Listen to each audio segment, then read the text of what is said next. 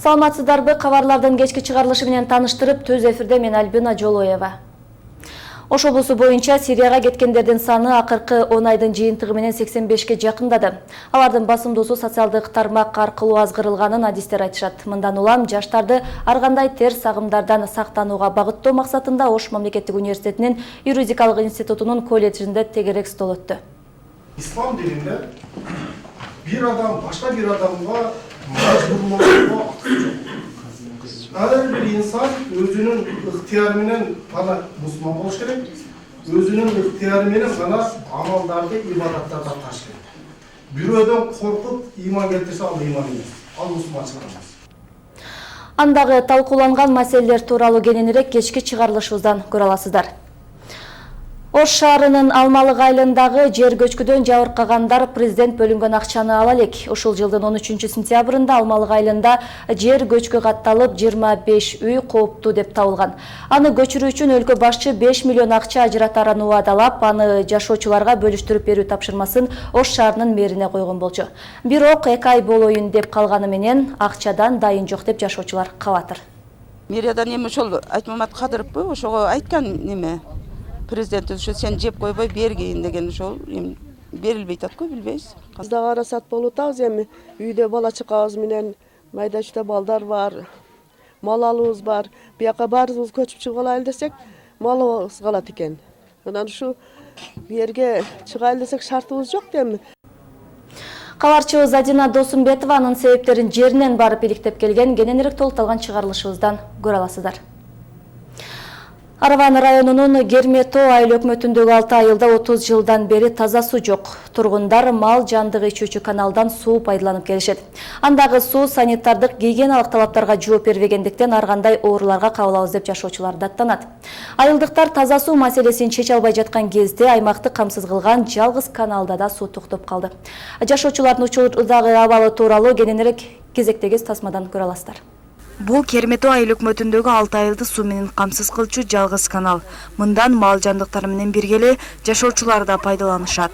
Араван районунун Жаңы жол айылынын тургундары буга чейин мына ушул каналдан суу ичип келишкен, учурда суу токтоп, мына минтип таштандыга толуп турат. Ага карабастан жашоочулар мына ушул суудан ичүүгө аргасыз. Герметоо айыл өкмөтүнүн аймагына таза суу алып келүү үчүн мындан 3 жыл мурун жашоочулардан акча чогултулган. Тилекке каршы андагы убадалар аткарылган эмес. Буга чейин таза суу көйгөйүн чече албай келген тургундар эми таптакыр суусуз калды. Жашоочулар бир жумадан бери көлчүктөгү сууларды тундуруп пайдаланып жатканын айтышат. Токтоп калгандан кийин өтө кыйын, мына өзүңүздөр көрдүңүз, ушул жерден алып кетебиз суу. Сайдан издейбиз, мына жактан издеп көчүктөрдөн апарып ичебиз. Биз уйлап ичкенден кийингиси мына болуп кеткенден кийин чыган жерден алабыз. Айла жок да эми эмне кылабыз, суу ичпей кандай жашоо болот? Кыйла жылдан бери мына союз жоюлгандан бери бизге эч ким көңүл буруп, эч ким айткан жок. Биздин акыбалыбыз мына Гүлбалыктар айсы мына. Эч биздин Гүлбалда ушу проблема болуп атат да, эч бир биздин ушу акыбалыбыздан эме алган адам жок. Башка неме алган жок.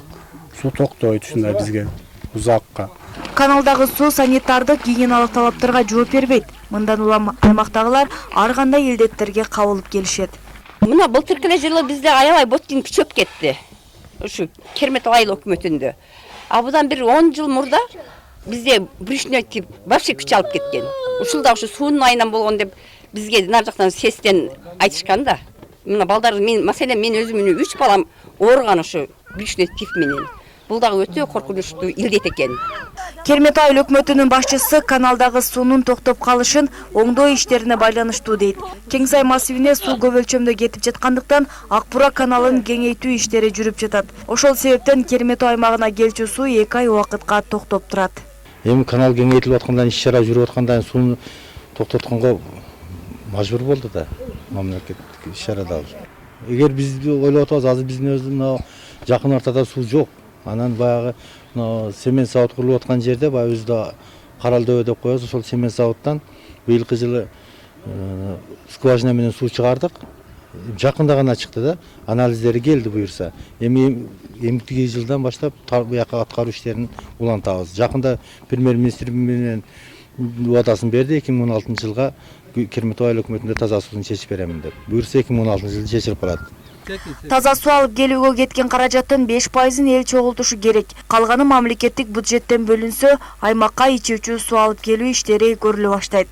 Айыл өкмөт башчы кошумчалагандай, айылдыктардын мындан 3 жыл мурун чогултулган 1 миллион 280 миң сом акчасы учурда банкта депозитте турат. Белгилей кетсек, учурда Керметау айыл өкмөтүндөгү сууга муктаж айылдардын калкынын саны 10 миңге жакын. Ажина Досумбетова, Азам Бузуриков, Ынтымак.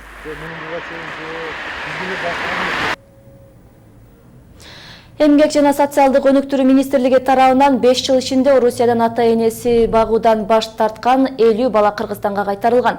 Бул тууралуу ведомствонун басма сөз кызматынан билдиришти. Ата-энелердин балдардан баш тартуусу жана аларды Орусиядагы балдар үйүнө таштап кетишинин негизги себеби бул туруктуу жашаган жеринин жоктугу, жумушсуздук, аялдардын никесинин расмий түрдө катталбагандыгы болууда, деп билдирет министрликтин басма сөз кызматы.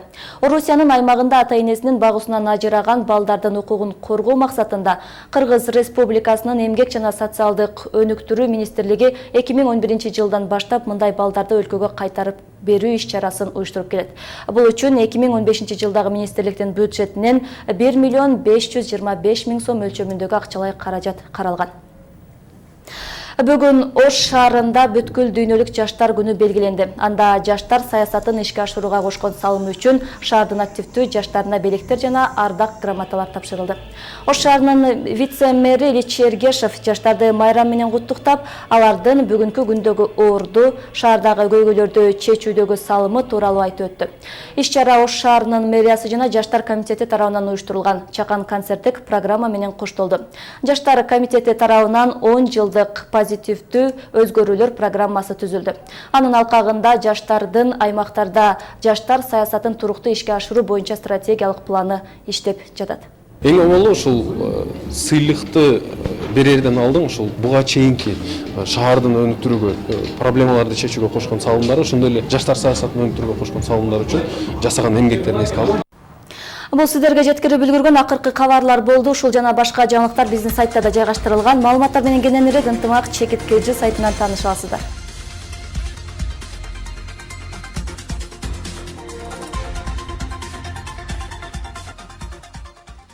Мен сиздер менен коштошом. Толукталган чыгарылышы менен кечки 8-де тааныша аласыздар.